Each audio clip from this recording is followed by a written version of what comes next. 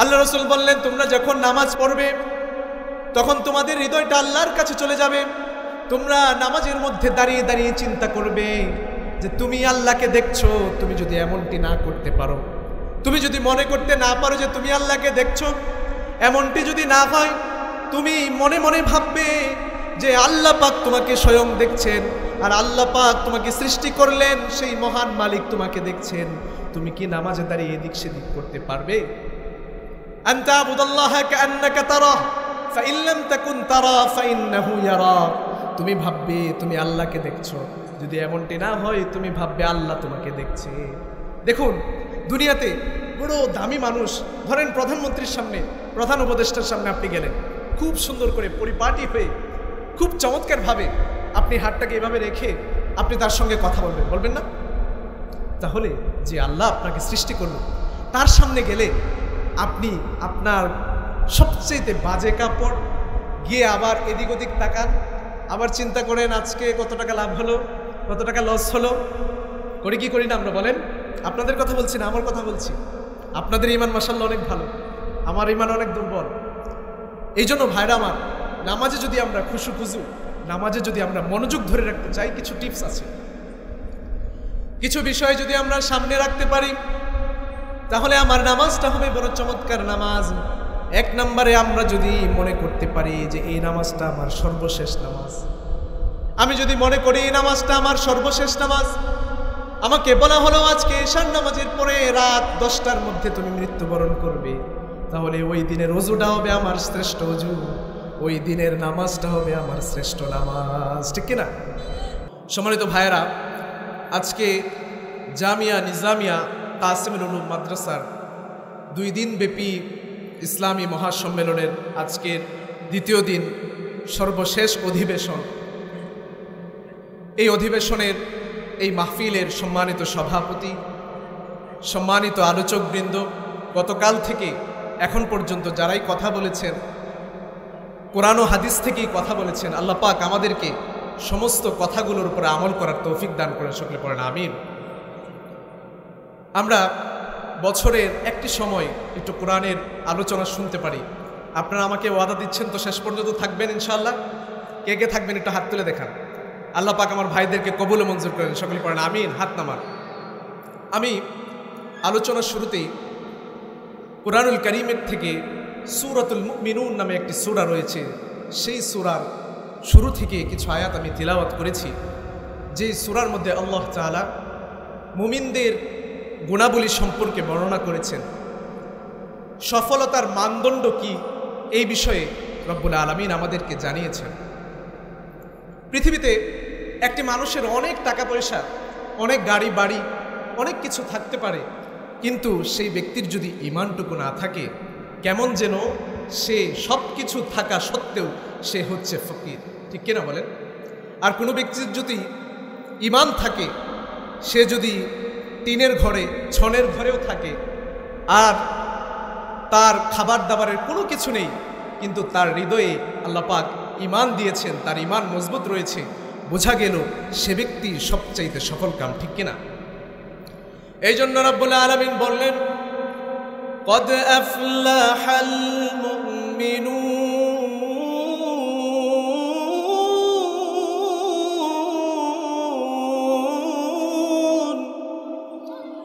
আল্লাহ বললেন قد أفلح المؤمنون, মুমিন হলো তারা, সফল হলোই তারা। যারা মুমিন হলো তাদেরকে রব্বুল আলামিন সফল হিসেবে বলে দিয়েছেন, সুবহানাল্লাহ। পৃথিবীতে মানুষ বিভিন্ন ক্ষেত্রে সফল হয়। আমরা যদি দেখি অর্থর ক্ষেত্রে, ইন টার্মস অফ মানি, অর্থের মানদণ্ডে যদি কোনো মানুষ সবচেয়ে বেশি সফল হয়ে থাকে, সে ব্যক্তিটি হচ্ছে বর্তমান পৃথিবীর ইলন মাস্ক। চেনেন আপনারা? ইলন মাস্ক সবচেয়ে বড় লোক। টেসলা গাড়ি বানিয়েছে, কার অটোমেটিকলি চলে, আপনাকে ধরতেও হবে না, ছুতেও হবে না, অটোমেটিকলি চলতে থাকে। এই বুদ্ধি, এই জ্ঞান কে দিয়েছে বলেন? এরপরে স্পেস এক্স, সে রোবট বানিয়েছে, রকেট বানিয়েছে। আল্লাহ পাক তাকে এই যে জ্ঞানটুকু দিলেন, এই ব্যক্তি অর্থের মানদণ্ডে সবচেয়ে বেশি সফল। আমরা যদি দেখি শক্তির মানদণ্ডে কে সবচেয়ে বেশি সফল, আমরা দেখি আমেরিকার president Donald Trump in terms of power সে সবচেয়ে বেশি সফল। আমরা যদি দেখি নেম এন্ড ফেম, নাম যশ খ্যাতির ক্ষেত্রে সবচেয়ে বেশি সফল আমরা যারা এখানে রয়েছি বেশিরভাগই আমরা বলবো বিভিন্ন খেলোয়াড়ের নাম, আমি নাম উচ্চারণ করব না, বিভিন্ন খেলোয়াড়ের নাম এক নামে সবাই ছিল, ঠিক কিনা বলেন? কিন্তু রব্বুল আলামিন বলে দিলেন পৃথিবীর কোনো মানুষের অনেক অর্থ থাকতে পারে, কোনো মানুষের অনেক শক্তি থাকতে পারে, কোনো মানুষের অনেক নাম যশ খ্যাতি থাকতে পারে, কিন্তু কোনো মানুষের ভেতরে যদি ঈমানটুকু না থাকে সে ব্যক্তি সফল কাম হতে পারে না, ঠিক কিনা? এই কথাটুকু একটি হাদিসের মাধ্যমে আমরা বুঝতে পারি।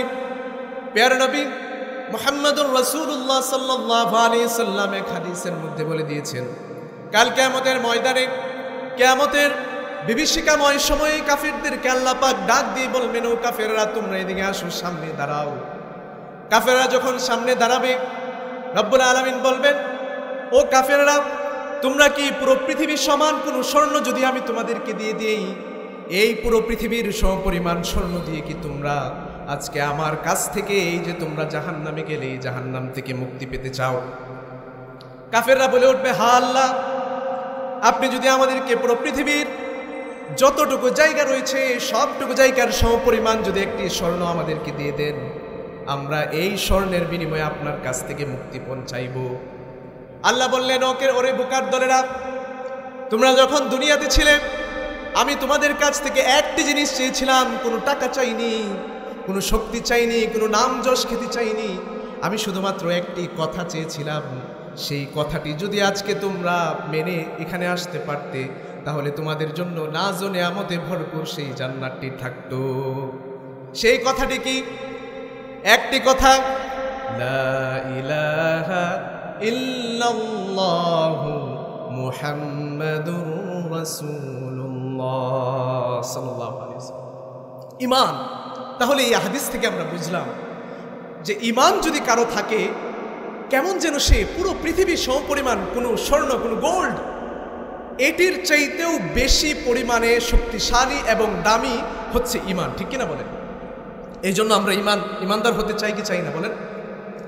এই জন্য রব্বুল আলামিন কুরআনুল কারীমের মধ্যে সূরাতুল মুমিনুন নামে একটি সূরা দিলেন।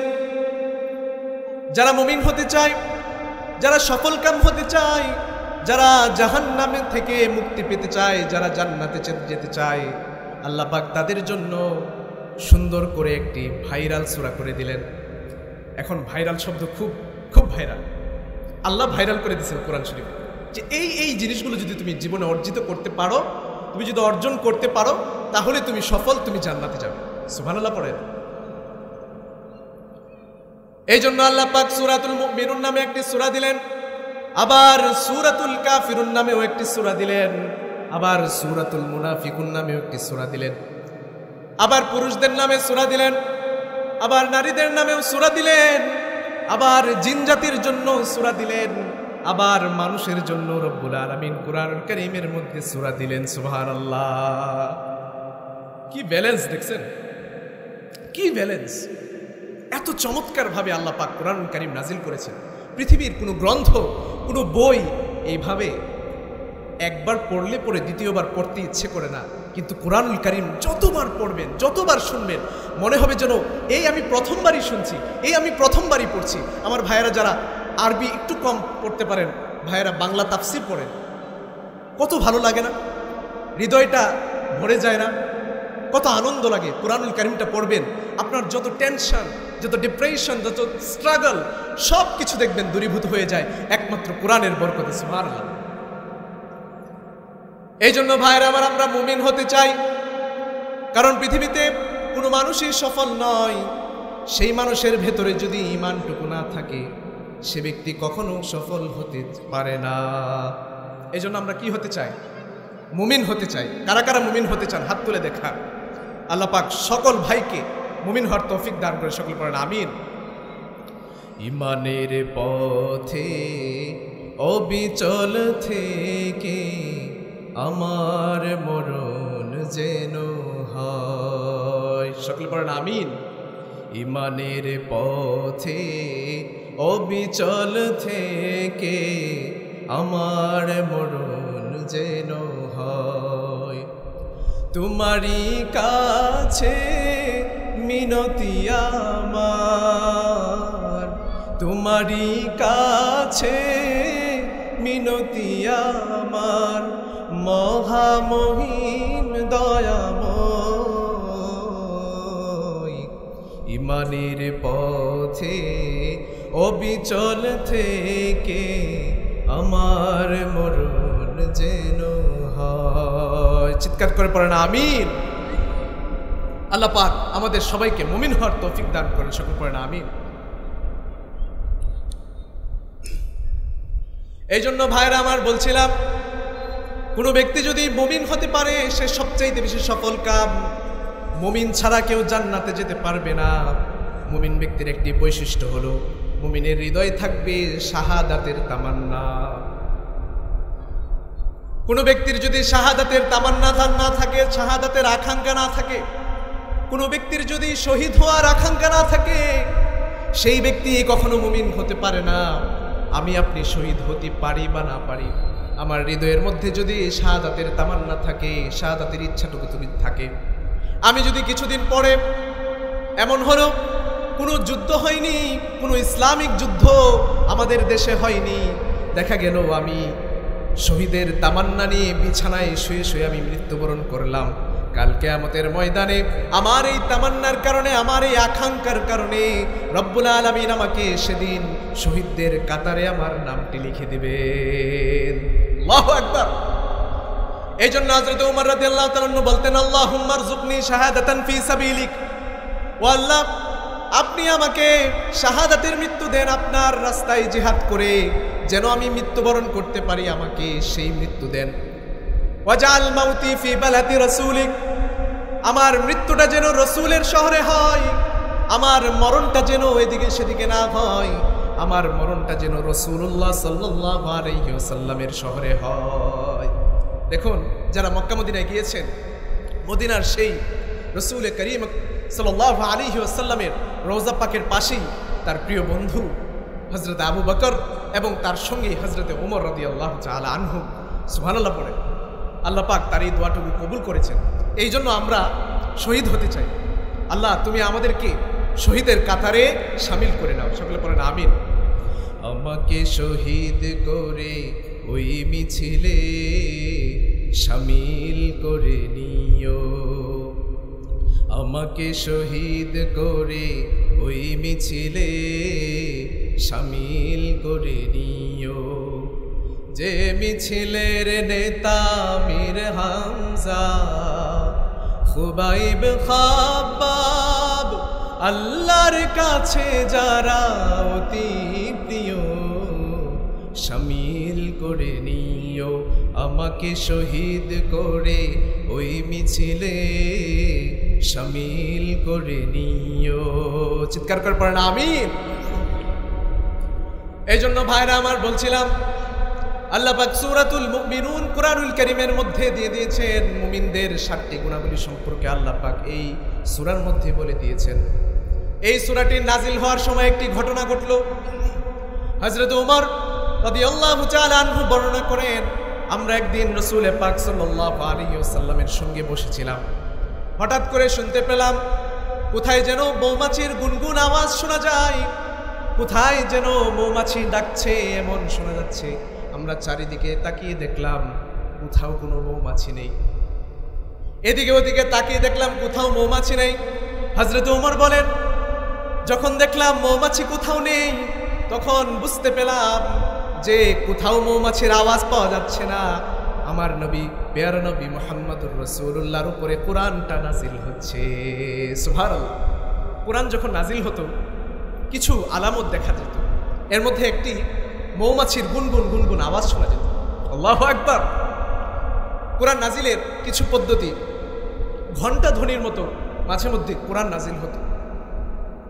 আপনাদের স্কুল কলেজে ঘণ্টা বাজায় না, এরকম ঘণ্টা ধ্বনি আরো শক্তিশালী, এইভাবে আল্লাহ পাক রাসূল আকরাম সাল্লাল্লাহু আলাইহি ওয়াসাল্লামের উপরে কোরআন নাজিল করতেন।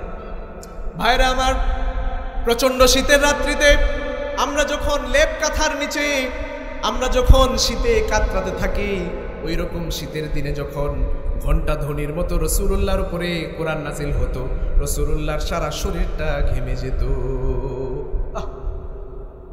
কি কষ্ট করলেন! 23টি বছর মানুষ এত বেশি কষ্ট দিল, এত বেশি অত্যাচার করলো। তিনি নামাজে দাঁড়ালে তার পিঠের মধ্যে এসে গরুর নাড়ি ভুঁড়ি মানুষেরা রেখে যেত।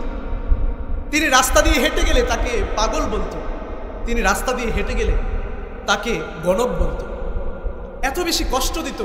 একবার মসজিদে নববীতে পেয়ারে নবী নামাজ পড়ছিলেন, ওই অবস্থায় এক কাফের এসে তার গলা টিপে ধরল। এত বেশি কষ্ট দিল।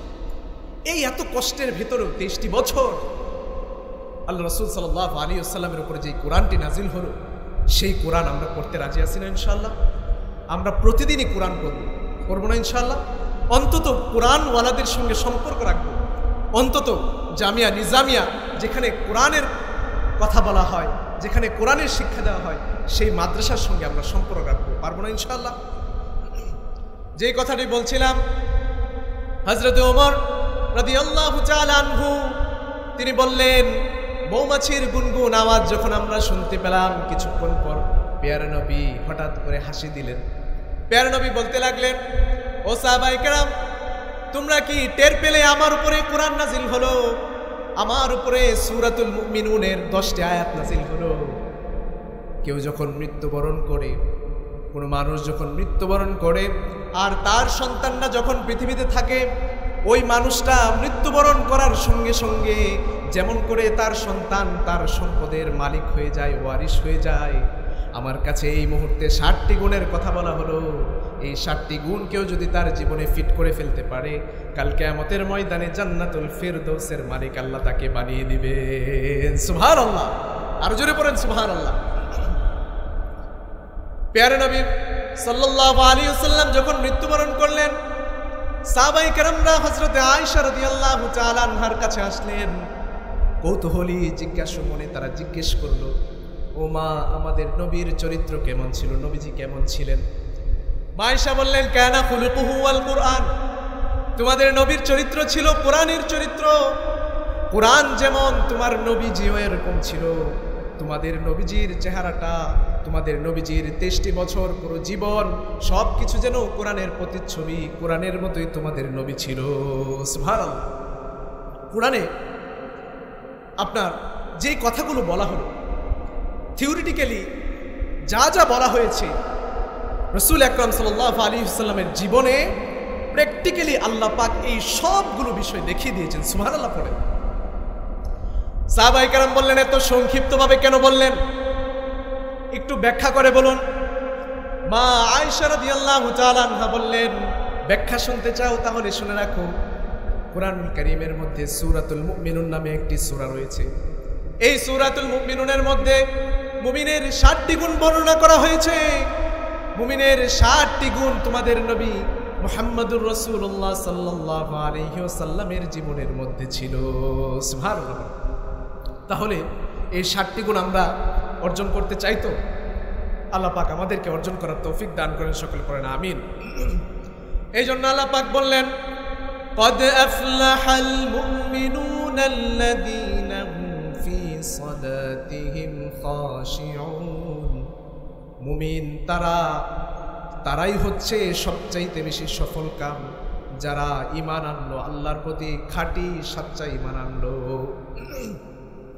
এই জন্য আমাদের ঈমান হতে হবে খাঁটি, নিট অ্যান্ড ক্লিন, পিওর। খাঁটি ঈমান যদি না হয়, আমার ঈমান যদি নড়বড়ে হয়, তাহলে আমাকে যদি কেউ একটু টুকা দেয়, অর্থের লোভ দেখালো, ক্ষমতার লোভ দেখালো, তাহলে আমার ঈমান ভেঙে যাবে। এই জন্য ভাইরা আমার মন মতো হয়নি, এই জন্য আমি এদিকে চলে গেলাম। আমি কোরআন মানি, হাদিস মানি না। আবার কেউ কেউ আছে হাদিস মানে, কোরআন মানে না। আছে না নাই বলেন? অর্থাৎ আমার মন যেদিকে চায় আমি সেদিকেই যাই। এরকম করা যাবে? আবার আমার সোনার বাংলাদেশে কোরআন অবমাননাও হয়, ঠিক কিনা? আমরা দেখলাম নর্থ সাউথ ইউনিভার্সিটিতে একজন শিক্ষক ক্লাসের মধ্যে কোরআনের রেফারেন্স দেওয়ার কারণে তাকে সেই ইউনিভার্সিটি থেকে তাকে বের করে দেওয়া হলো। কিন্তু আমার কোরআনকে একটি ছেলে অবমাননা করলো অপূর্ব পাল নামে, আমরা দেখলাম তাকে সেফ এক্সিট দিল, তাকে বলা হলো পাগল। কি ব্যাপার? কোরআনকে অবমাননা করলে তাকে পাগল বানিয়ে দিচ্ছেন আপনারা। অন্য কিছু করলে তখন পাগল নয়, কোরআন অবমাননা করলেই তাকে আপনারা পাগল বলে তাকে আপনারা সেফ এক্সিট দিচ্ছেন, তাকে বাড়িতে পৌঁছে দিচ্ছেন। এ কেমন চরিত্র আপনাদের? এই জন্য আমাদের স্পষ্ট স্পষ্ট কথা, তুমি আমাকে গালি দিতে পারো, আমি কিচ্ছু মনে করব না।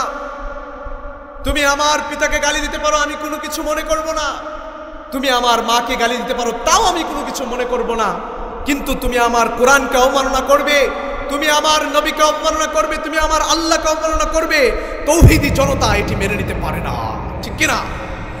এই জন্য আমাদের দাবি হলো, এই ডেমরার চৌরাস্তার মোড়ে কোরআন যদি কেউ অবমাননা করে, তাকে চৌরাস্তার মোড়ে প্রকাশ্যে ফাঁসির কাস্টে ঝুলাতে হবে, ঠিক কিনা? এই দাবিগুলো আপনাদের তো, হ্যাঁ? বাংলাদেশের সরকার এবং যারা দায়িত্বশীল তাদের কাছে আমাদের বক্তব্য, আপনারা স্কুলে স্কুলে গানের শিক্ষক দিচ্ছেন, LGBTQ সমকামিতা বাড়াচ্ছেন, কিন্তু সমস্ত ওলামায়ে কেরাম, সমস্ত জনগণ আজকে বলছে যে স্কুলের মধ্যে আপনারা ইসলামিক শিক্ষা দিন, কিন্তু আপনারা সেটি শুনতে পাচ্ছেন না। কেমন যেন আপনাদের কান বধির হয়ে গিয়েছে, আপনাদের চোখ অন্ধ হয়ে গিয়েছে, আপনারা কোনো কিছু দেখছেন না। আমাদের দাবি, স্কুলে গানের শিক্ষক দিয়ে কি করবে? স্কুলে যদি ইসলামী শিক্ষা থাকে, কোরআন এবং হাদিসের শিক্ষা থাকে, সেই স্কুল থেকে যেই সন্তানগুলো বের হবে তারা আগামী দিনে আমাদের বাংলাদেশের কাণ্ডারি রূপে তারা পরিণত হবে, ঠিক কিনা? এই জন্য ভাইরা আমার, দেখবেন আজকে ইউনিভার্সিটিগুলোতে মাদক খুব বেশি বেড়ে গিয়েছে। কালের কণ্ঠ নিউজ করেছে, ইউনিভার্সিটিতে ছাত্ররা মাদক সাপ্লাই দেয়। দৈনিক ইত্তেফাক নিউজ করেছে, সবচেয়ে বেশি মাদক গ্রহণ করে ইউনিভার্সিটির তরুণ তরুণেরা। কিছুদিন পূর্বে 15ই সেপ্টেম্বর সার্চ করে দেখতে পারেন, বিডি নিউজ 24 নামে একটা নিউজ আছে, একটা নিউজ পোর্টাল রয়েছে, এর মধ্যে বলা হলো 5 জনকে মাদক সাপ্লায়ার হিসেবে গ্রেফতার করা হলো, 2 জন ইউনিভার্সিটি। এখন বলুন, আমাদেরকে বলছে আমরা নাকি ইউনিভার্সিটিগুলো ঢাকা ইউনিভার্সিটি মাদ্রাসা বানিয়ে দিয়েছি, ঢাকা ইউনিভার্সিটি মাদ্রাসা হয়ে যাচ্ছে, সবাই খুব টেনশনে। দেখুন, আপনাদের জামিয়া নিজামিয়াতে কয়দিন মাদক পেয়েছেন বলেন? পেয়েছেন নাকি? সবাই একটু বলেন না, পেয়েছেন? তাহলে সোনার সন্তানগুলো, স্বর্ণের ছেলেগুলো কোথায় তৈরি হয় বলেন? মাদ্রাসায় তৈরি হয়। আজকে ইউনিভার্সিটিগুলোতেও কোরআনের শিক্ষা যাচ্ছে। শুধু খারাপ কাজ হচ্ছে তাই নয়, ভালো কাজ আরো বেশি হচ্ছে। আল্লাহ পাক ইসলামের পতাকা ইউনিভার্সিটিগুলোতে আল্লাহ পাক দিয়ে দিয়েছেন। আপনি দেখেন প্রত্যেকটা ইউনিভার্সিটিতে আজকে ছেলেমেয়েরা সকালবেলা উঠেই কোরআনুল কারীম তেলাওয়াত করছে। আপনাদের এই এলাকাতেও জামিয়া নিজামিয়াতে প্রতিদিন সকালে যখন সূর্য উদিত হয়নি, যখন কোনো পাখিও কথা বলেনি, যখন আপনি কোনো কথা বলেননি, সবাই নিস্তব্ধ ঘুম, তখন কোরআনের পাখিগুলো কোরআন পড়ছে, ঠিক কিনা বলেন? এই জন্য এই মাদ্রাসার সাথে সম্পর্ক রাখবেন তো? হ্যাঁ, টাকা পয়সা দিতে না পারেন, অন্তত আল্লাহর কাছে দোয়া তো করতে পারবেন, বলেন? সম্পর্ক রাখবেন, হুজুরের সাথে সম্পর্ক রাখবেন। ভাইরা আমার, আমাদের কিছু কথা না বললেই নয়। আমরা দেখতে পাচ্ছি বর্তমান বাংলাদেশে আমাদের এক বোন গাজীপুরের কালিয়াকৈরে হিন্দুত্ববাদী নিষিদ্ধ সংগঠন ইসকনের একজন সদস্য, সে আমার সেই বোনকে ধর্ষণ করেছে। এখন পর্যন্ত কোনো মিডিয়া কোনো কথা বলে না, ঠিক কিনা? এতগুলো মিডিয়া, যেই মিডিয়াতে এত খবর ছাপানো হয়, নায়ক নায়িকাদের আজাইরা কথা, অনর্থক নিউজ তারা ছাপিয়ে দেয়, কিন্তু আমার বোনটি যে ধর্ষিত হলো তার ব্যাপারে তাদের কোনো নিউজ নাই, ঠিক কিনা? আপনি দেখেন পরশুদিন টঙ্গীর একজন আমাদের খতিব মুহিবুল্লাহ সাহেব, ওনাকে মসজিদের মধ্যে এই ইসকনের বিরুদ্ধে মানুষকে সতর্কতামূলক কথা বলার কারণে তাকে দিনে দুপুরে অ্যাম্বুলেন্সে করে তাকে পঞ্চগড় পর্যন্ত নিয়ে যাওয়া হলো। পরদিন খোঁজ পাওয়া গেল তাকে শেকল বাঁধা অবস্থায় একটি গাছের মধ্যে পাওয়া হলো, একদম উলঙ্গ অবস্থায়। চিন্তা করুন, প্রকাশ্যে চিঠি দিয়ে তাকে হুমকি দিচ্ছে। আজকে আমরা কোন দেশে বসবাস করছি? আজকে আমার দেশে কেউ যদি একটু চুল কেটে ফেলে, আমরা কিছুদিন আগে একটা দেখলাম যে এক ব্যক্তির চুল কেটে ফেলা হলো জোর করে, আমরা এটাকে সমর্থন করি না। জোরপূর্বক কারো চুল কেটে ফেলা, সে চুল রেখেছে আর কি, এটা আমরা সমর্থন করি না। কিন্তু চুল কেটে ফেলার পরে উপদেষ্টা মণ্ডলী থেকে নিয়ে সবাই খুব সরল, ফেসবুকে একের পর এক স্ট্যাটাস। কিন্তু আমার বোন যে গাজীপুরে ধর্ষিত হলো, এই ব্যাপারে এখন পর্যন্ত কেউ একটি স্ট্যাটাস পর্যন্ত দেয় না, ঠিক কিনা? আমার আলেম যে গুম হলো দিনে দুপুরে, আজ পর্যন্ত এখন পর্যন্ত কেউ একটি স্ট্যাটাস পর্যন্ত দিচ্ছে না। যারাই যতটুকু দিয়েছে এগুলো দায়ী। তাহলে বোঝা গেল আমার দেশে চুল কেটে ফেললে সেটি খুব বড় অপরাধ। গাছ কেটে ফেললে, একটি গাছের ব্যাপারে কিছুদিন হয়েছে ঘটনা ঘটেছে, গাছ কেটে ফেললে সেগুলো বড় অপরাধ, সেগুলো নিয়ে আমাদের উপরের লেভেলের লোকরা খুব সরব। কিন্তু আমরা দেখতে পাচ্ছি আমাদের মা বোনদের ইজ্জত হানি করে ধর্ষণ করা হচ্ছে, আমাদের খতিব সাহেবদেরকে গুম করা হচ্ছে, এই ব্যাপারে তাদের কোনো বক্তব্য নাই, ঠিক কিনা? এই জন্য আমরা বলতে চাই বাংলাদেশে ইসকনকে নিষিদ্ধ করতে হবে, ঠিক কিনা বলেন? এই হিন্দুত্ববাদী, এই সন্ত্রাসী সংগঠন বাংলাদেশে আমাদের মা বোনদের ইজ্জত হানি করছে, তাদেরকে অত্যাচার করছে, তাদেরকে ভাগুয়া লাভ ট্র্যাপের নামে একটা ট্র্যাপ তারা তৈরি করেছে। এই ছেলেগুলো মেয়েদেরকে ট্র্যাপে ফেলে, বলে যে আমি ইসলাম খুব পছন্দ করি, আমি ইসলাম খুব পছন্দ করি, তুমি বুরকা পরো এটা খুব পছন্দ করি, তুমি নামাজ পড়ো এটা খুব পছন্দ করি। এইভাবে ট্র্যাপে ফেলে ফেলে তাকে প্রেমের জালে ফেলে এরপরে তাকে নিয়ে ধর্ষণ করে এবং তাকে হত্যা করে।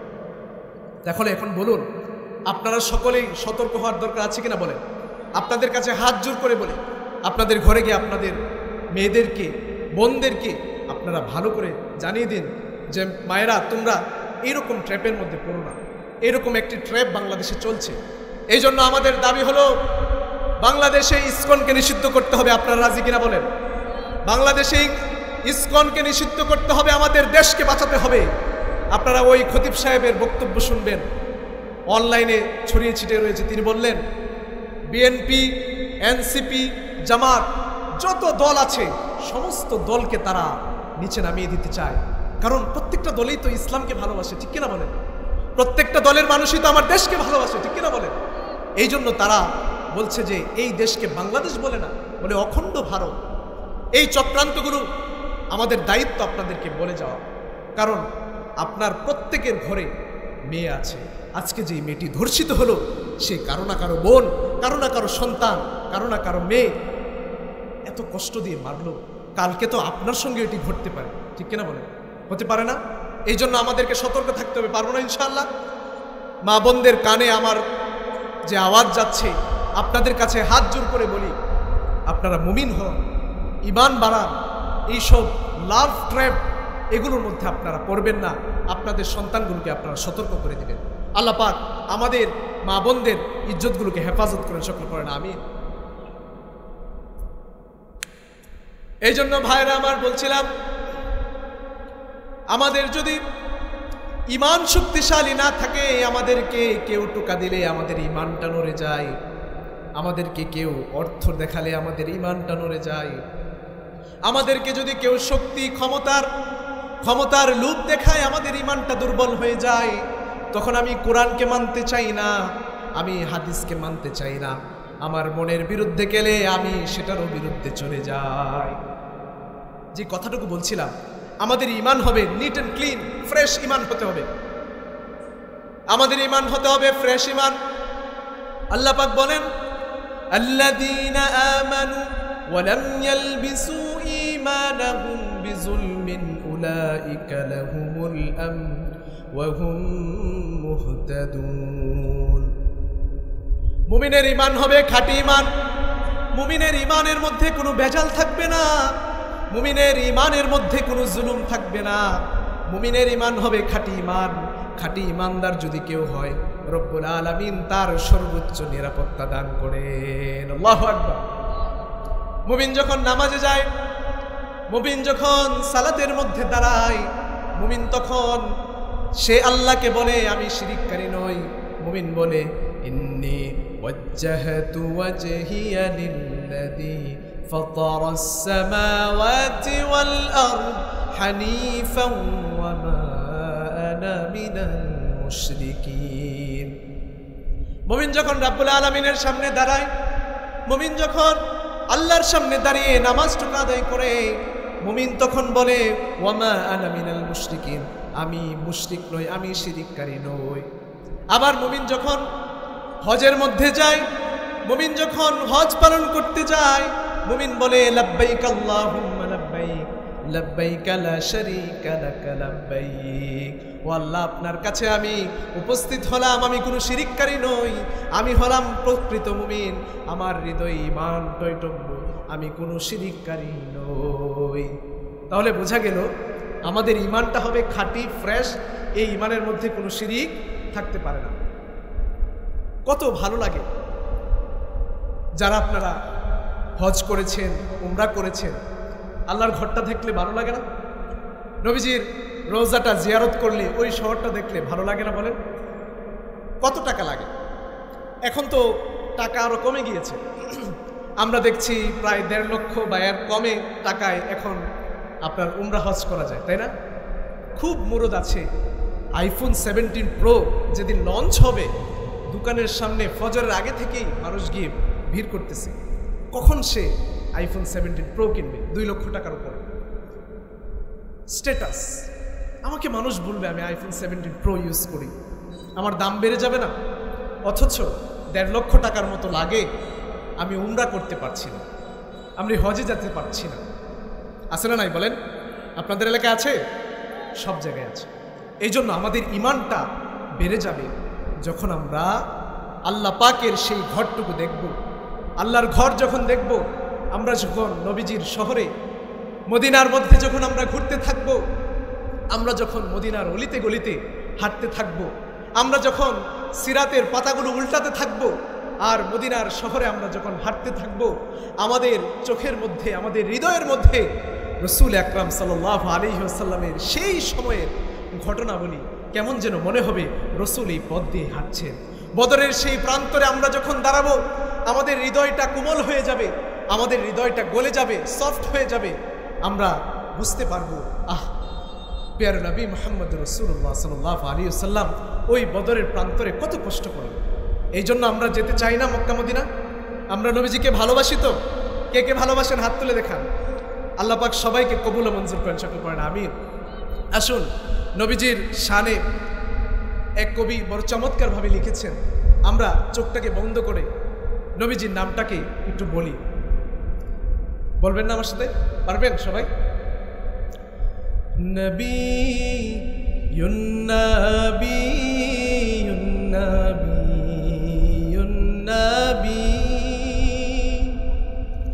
নবী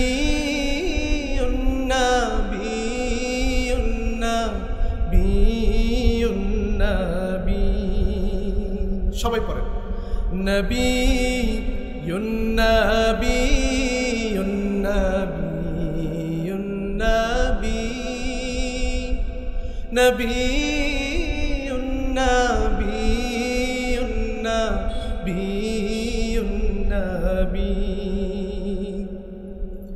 फासलों को तकल्लुफ है हम से अगर हम भी बेबस नहीं, बेसहारा नहीं, खुद उन्हीं को पुकारेंगे हम दूर से, रास्ते में अगर पाँव थक जाएंगे, नबी नबी नबी नबी नबी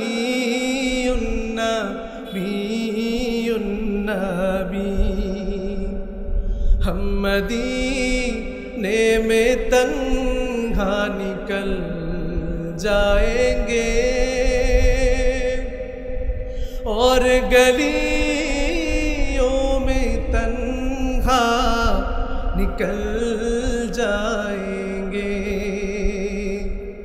हम वहाँ जाके वापस नहीं आएंगे,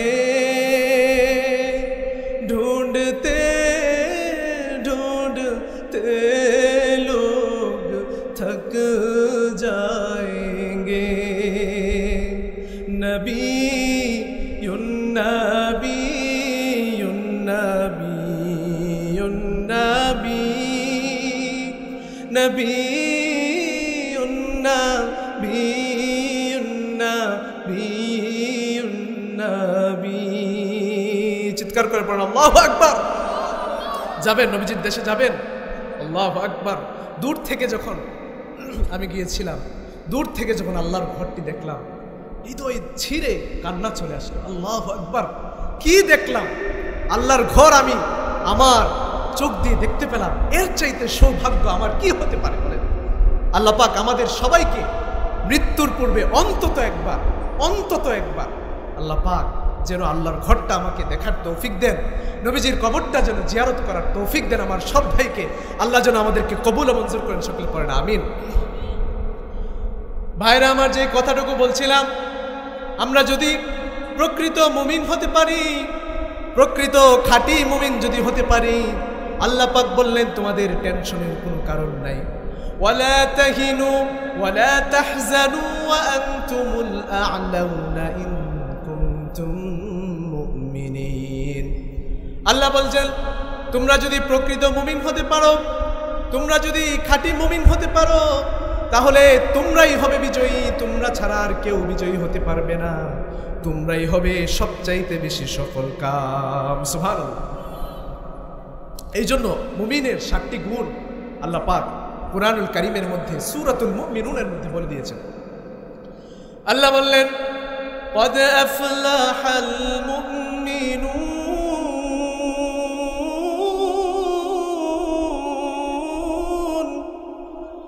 الذين هم في صلاتهم خاشعون।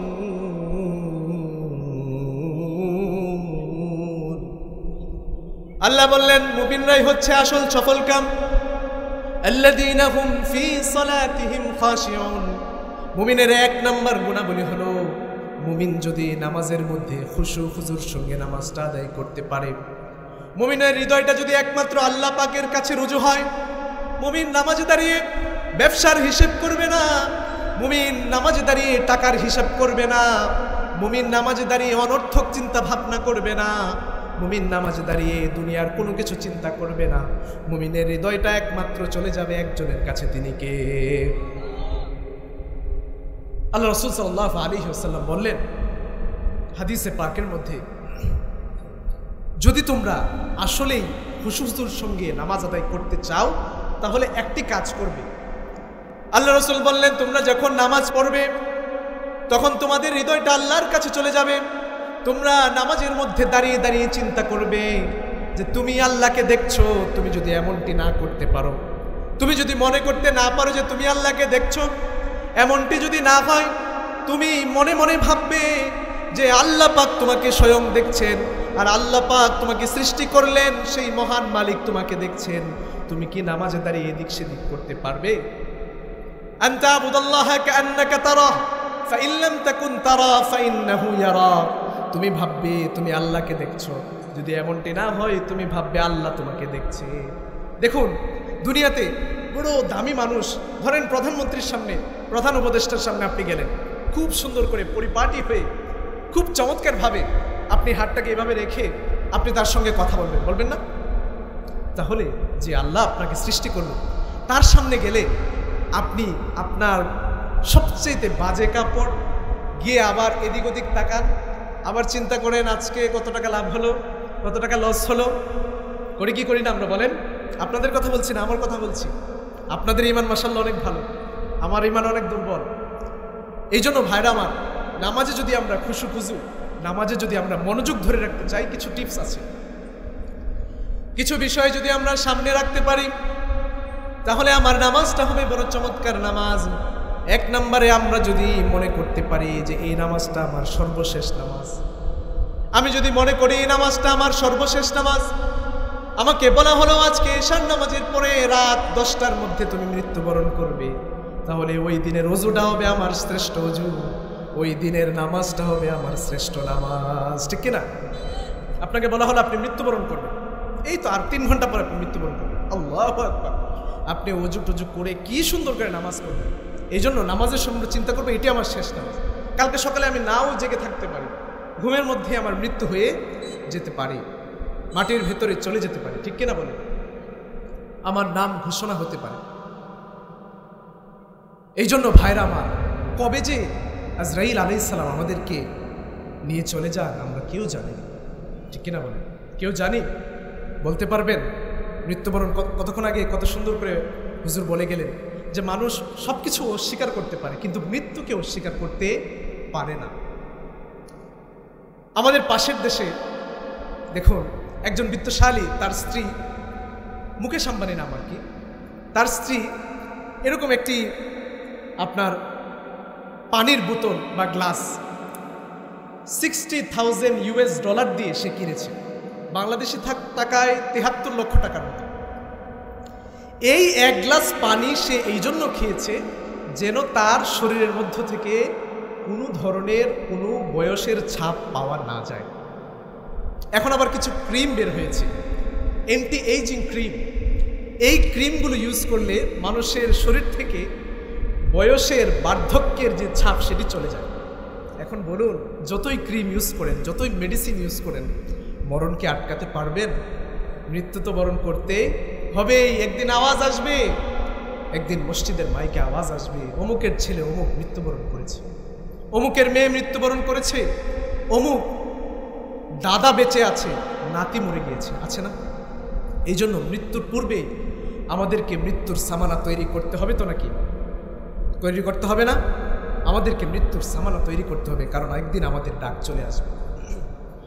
একদিন তোমারি নাম মসজিদে হবে এলান, একদিন তোমারি নাম মসজিদে হবে এলান। তৈরি থেকো, তৈরি রেখো কবরের মাল সামান, একদিন তোমারি নাম মসজিদে হবে এলান। একদিন তোমাকে পরিয়ে কাফন, সঙ্গী স্বজন করবে দাফন, হঠাৎ চলে যাবে আদরের ধন, প্রিয় মা বাবার ভাসিয়ে নয়ন। তৈরি থেকো, তৈরি রেখো সুন্নতি আমল ঈমান, একদিন তোমারি নাম মসজিদে হবে এলান, ঠিক কিনা? এলান হয় না? আমারও এলান হবে, আপনারও এলান হবে, সবাইকে চলে যেতে হবে, ঠিক কিনা? এই জন্য ভাইরা আমার, মুমিন ব্যক্তি যখন নামাজে দাঁড়াবে, মুমিন চিন্তা করবে এই নামাজের পরে আমি মৃত্যুবরণ করতে পারি। মুমিন যদি চিন্তা করে এই নামাজের পরে আমার মৃত্যু চলে আসবে, তাহলে মুমিনের নামাজটা হবে বড় প্রকৃত নামাজ। হাদিসে পাকের মধ্যে আমরা দেখতে পাই, প্যারা নবী সাল্লাল্লাহু আলাইহি ওয়াসাল্লাম জাতুর রিকা নামক একটি যুদ্ধাভিযানে তিনি বের হলেন। যুদ্ধাভিযানে বের হওয়ার পরে তখনকার সময়ে একটি ঘটনা ঘটে গেল। একজন মুশরিকের স্ত্রীকে এক ব্যক্তি হত্যা করে ফেলল। ওই মুশরিকের স্ত্রীকে যেহেতু হত্যা করলো, মুশরিক রাগে রাগান্বিত হয়ে সে প্যারা নবীকে খুঁজতে লাগলেন, মুহাম্মদুর রাসূলুল্লাহকে হত্যা করার জন্য খুঁজতে লাগলেন। জাতুর রিকার যুদ্ধাভিযানে বের হয়ে হঠাৎ করে এদিকে প্যারা নবী মুহাম্মদুর রাসূলুল্লাহ সাল্লাল্লাহু আলাইহি ওয়াসাল্লাম একটি জায়গার মধ্যে এসে বললেন, আসো আমরা কিছুক্ষণ এখানে বিশ্রাম গ্রহণ করি। কিছুক্ষণ বিশ্রাম গ্রহণ করার পরে তারপর আমরা যুদ্ধ অভিযানে রওনা করব। দুইজন সাহাবীকে পাহারা দেওয়ার জন্য নিযুক্ত করলেন। একজন হলো মুহাজির, একজন হলেন আনসার। দুইজন সাহাবীকে বললেন, তোমরা এখানে দাঁড়িয়ে দাঁড়িয়ে আমাদেরকে তোমরা পাহারা দাও। মুহাজির সাহাবী তিনি যখন ওই পাহারাদার অবস্থায় ছিলেন তিনি সেখানে ঘুমিয়ে গেলেন, আর আনসার সাহাবী তিনি উঠে নামাজ আদায় করতে লাগলেন। ভাইরা আমার, এর ভিতরে ওই মুশরিক ব্যক্তি সে হুজুরে পাক সাল্লাল্লাহু আলাইহি ওয়াসাল্লামকে খুঁজতে খুঁজতে এখানে চলে আসলো। এসে দেখে এক ব্যক্তি নামাজ আদায় করছে আর এক ব্যক্তি ঘুমাচ্ছে। সে বুঝতে পারলো এই তো সুযোগ আক্রমণ করার। হযরতে আব্বাদ বিন বিশর রাদিয়াল্লাহু তাআলা আনহুমা তিনি নামাজ আদায় করতেছিলেন। তিনি যখন নামাজ পড়ছিলেন ওই নামাজের মধ্যে ওই মুশরিক ব্যক্তি গুনে গুনে 3টি তীর তার শরীরের মধ্যে নিক্ষেপ করলো। হযরতে আব্বাদ বিন বিশর রাদিয়াল্লাহু তাআলা আনহু নামাজ ছাড়লেন না। আল্লাহু আকবার! 3টা তীর তার শরীরের মধ্যে বেঁধে যাওয়ার পরেও তিনি নামাজ ছাড়লেন না। ওই মুহাজির সাহাবী যখন উঠলেন, উঠে যখন দেখলেন 3টা তীর তার শরীরের মধ্যে, মুহাজির সাহাবী এবং অন্যান্য সাহাবায়ে কেরামরা বলতে লাগলেন, কি ব্যাপার ও আব্বা, তোমার কি হয়ে গেল? তোমার কি শরীরের মধ্যে একটু আঁচ করে নাই? তুমি কি আঘাত পাও নাই? 3টি তীর তোমার শরীরের মধ্যে ভেদ করে চলে গেল, তুমি তো নামাজ ছাড়লে না। আব্বাদ বিন বিশর বলেন, ও সাহাবায়ে কেরাম, তোমরা জানো না আমি এমন একটি মধুর সূরা তেলাওয়াত করছিলাম, ওই সূরাটি তেলাওয়াতের সময় আমার শরীরের মধ্যে তীরগুলো বিঁধল। আমি বুঝতেই পারি নাই, আমি টের পাই নাই, এত মধুর তেলাওয়াত করছিলাম, আমি সেদিকে খেয়াল রাখতে পারি নাই। আল্লাহু আকবার! কি নামাজ, চিন্তা করেন। হযরতে উরওয়া ইবনে জুবাইর রাদিয়াল্লাহু তাআলা আনহু তিনি অসুস্থ হয়ে গেলেন। অসুস্থতার এমন হলো যে তার পাটা কেটে ফেলার উপক্রম হলো, পাটা কেটে ফেলতে হবে। তো হযরতে উরওয়া ইবনে জুবাইর রাদিয়াল্লাহু তাআলা আনহু এই পাটা কোনোভাবে কাটা যাচ্ছে না। তখন তো এত প্রযুক্তি ছিল না, এত ভালো ডাক্তার মেশিন ছিল না। তখন উরওয়া ইবনে জুবাইর রাদিয়াল্লাহু তাআলা আনহুকে বলা হলো, আপনি নামাজ আদায় করেন। তিনি নামাজে দাঁড়ালেন, নামাজের ভেতরেই তার অর্ধ পা কেটে ফেলা হলো, তিনি টেরও পান। সুবহানাল্লাহ! বাড়িতে গিয়ে বললেন, আরো জোরে বলেন সুবহানাল্লাহ! আল্লাহু আকবার! কি ঈমান, কি ঈমান তাদের মধ্যে ছিল! বলেন আমাদের মধ্যে কেমন ঈমান? সাহাবায়ে কেরাম রাদিয়াল্লাহু তাআলা আনহুম তারা একে অপরের কথা বলতেন, আসো আসো আমরা ঈমানের কথা বলি, ঈমানের জিকির করি, ঈমানের আলোচনা করি। আমাদের ঈমানটা যদি চলে যায়।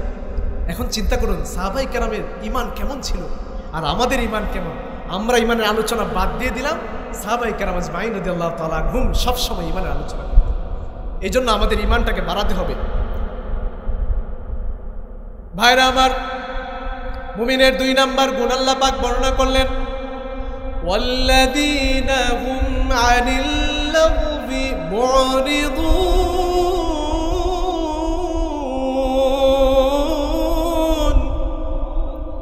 ওয়াল্লাযীনা হুম আনিল লাগবি মুরিদুন। মুমিন যারা হবে তারা অনর্থক কাজ করতে পারে না। মুমিন ব্যক্তি অযথা কাজ করতে পারে না। মুমিন ব্যক্তি সবসময় অর্থবহ কাজ করবে। যেই কাজের মধ্যে দুনিয়ারও ফায়দা নাই, যেই কাজের মধ্যে আখিরাতেরও ফায়দা নাই, ওই কাজ মুমিন করতে পারে না।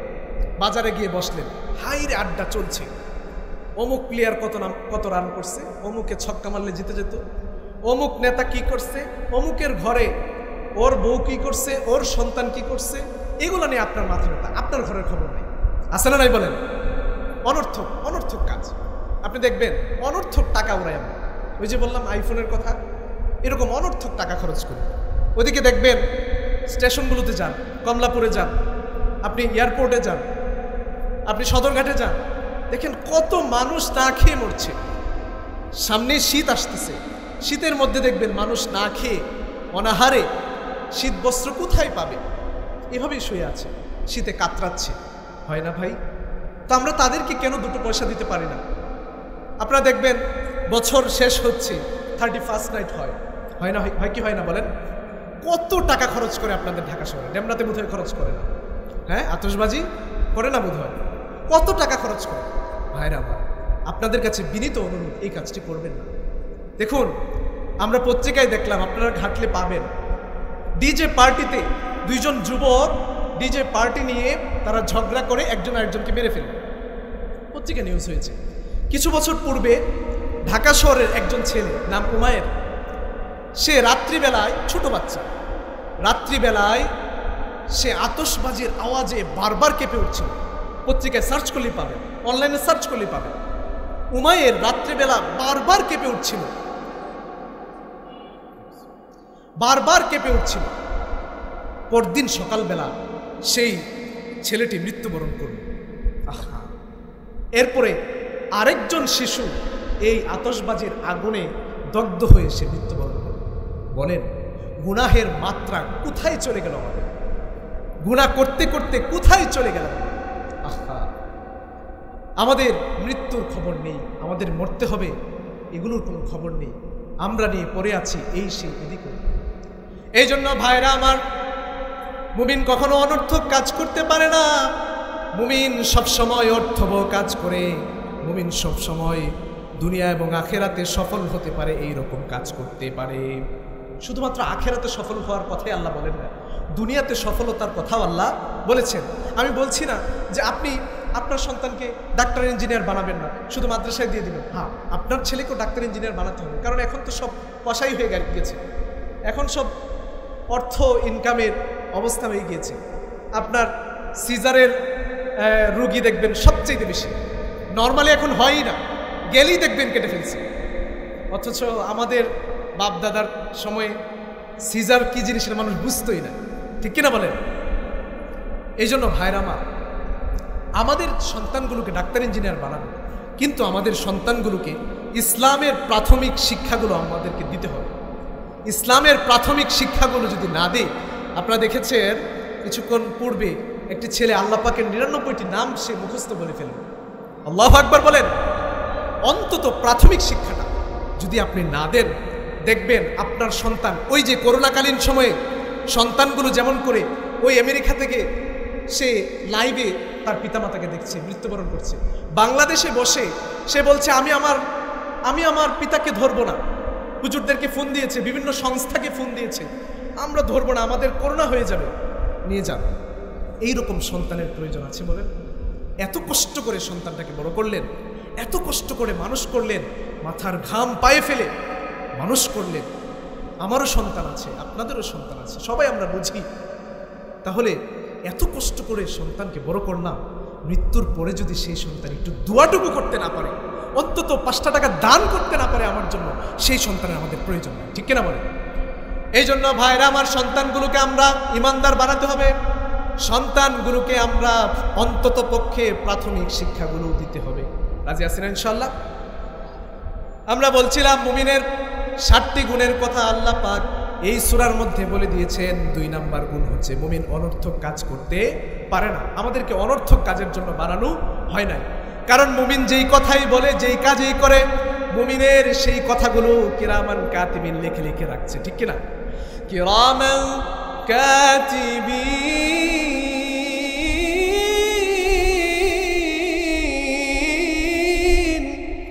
ইয়ালামুনা মা তাফআলুন।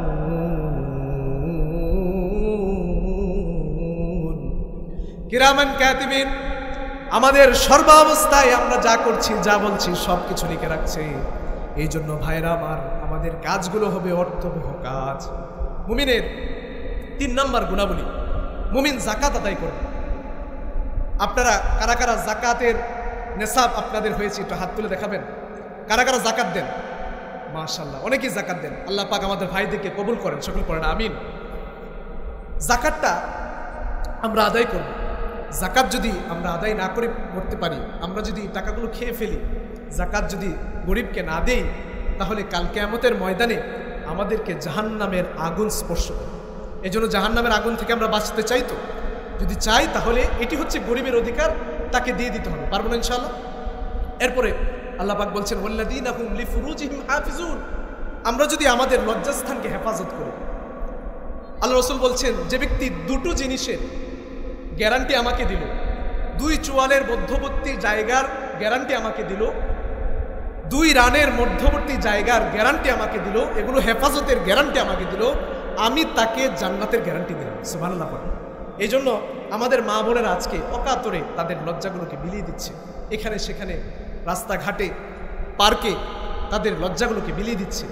আমরা আপনার কাছে আপনাদের কাছে আমরা আবেদন করব, দয়া করে মা বোন, আপনাদেরকে আল্লাহ পাক বড় সম্মানিত করে বানিয়েছেন, নিজেকে এত তুচ্ছ মনে করবেন না, এত খেলনা মনে করবেন না। কেউ একটু ফুসলিয়ে দিল আর আপনি চলে গেলেন, না, এরকম মনে করবেন না। আপনার পিতা মাতা এত কষ্ট করে এত আদর করে আপনাকে বড় করেছে। কোনো পিতামাতা বলেন এভাবে ভেগে গেলে, অনৈতিক কাজ করলে সে খুশি হতে পারে? বলেন, তার হৃদয়টা ছিঁড়ে যায় না? বলেন। এই জন্য আমাদের মা বোনদের কাছে আমাদের আকুল আবেদন, আপনাদের লজ্জাস্থানগুলোকে আপনারা হেফাজত করবেন। আমাদের যুবক ভাইদের কাছে আমাদের আবেদন, আপনারা আপনাদের নজরটাকে হেফাজত করবেন।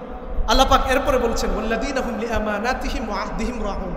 আমরা আমানতের খেয়ানত করব না। যে ব্যক্তি আমানতের খেয়ানত করে তাকে হাদিসে পাকের মধ্যে বলা হয়েছে সে হচ্ছে মুনাফিক।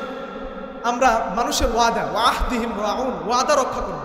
কাউকে বললাম আগামী নির্বাচনে পাশ করলে এই রাস্তাটা করে দিব, এইটা করে দিব, ওইটা করে দিব, খুব সুন্দর বক্তব্য, কিন্তু পাশ করার পরে ওনাকে আর পাওয়া যায় না, উনি লন্ডনে গিয়ে বসে আছেন। ঠিক কিনা বলেন? না, এটা বলবেন না। যেটা আপনি করতে পারবেন সেটাই বলবেন, যেটা আপনি ওয়াদা দিতে পারবেন সেটাই করবেন। এরপরে আল্লাহ পাক বলেছেন, ওয়াল্লাযীনা হুম আলা সালাওয়াতিহিম ইউহাফিজুন, যে তার সালাতকে রক্ষা করে, যেখানেই থাকুক সে তার নামাজকে কাজা করে না, সে তার নামাজকে আদায় করে।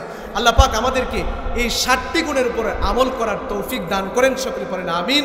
আমি আমার জন্য দোয়া চেয়ে নিচ্ছি, সকলে আমার জন্য দোয়া করবেন। এবং আজকে যে আলোচনাটুকু করলাম, সর্বপ্রথম আমাকে এবং পরবর্তীতে আপনাদেরকে এই আলোচনার উপরে আমল করার তৌফিক দান করেন। সকলে পড়েন আমিন।